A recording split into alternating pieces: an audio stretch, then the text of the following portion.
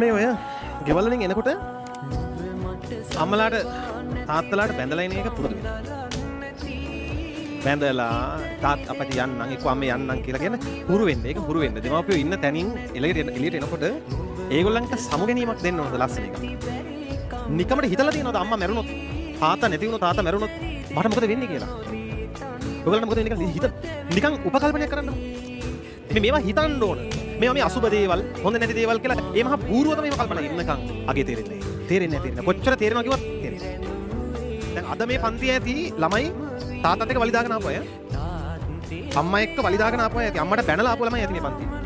මම කියනවා මේ දරුවෝ දෙමව්පියෝ එක්ක තරහ වෙලා මේ පන්තියට ආපු ළමයි ඉන්නවනම් අද ගෙදර යනකොට ගෙදර සුදු කොඩි දාලා, පාලං කොඩි දාලා මරණාධාර සමිතියේ කට්ටිය ක්‍රැස් වෙලා කතා බහ කර කර හිටියොත් ගෙදර යනකොට ඒ නැති වෙලා තියෙන්නේ තමන් උදේ එනකොට තරහින් හිටපු අම්මා නම් තමන් තරහින් හිටපු තමන් උදේ එනකොට බැනලාපු තාත්තා නම් කොහොමද දරුවනේ ඉස්සරහ ජීවිත කාලේ හිත හදාගෙන ඉන්නේ?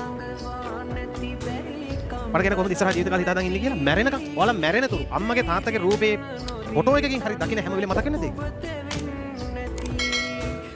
නිකන් උපකල්පනය කරන්න අම්මා නැති වුණා කියලා ආරංචියක් තමයි එනවනේ.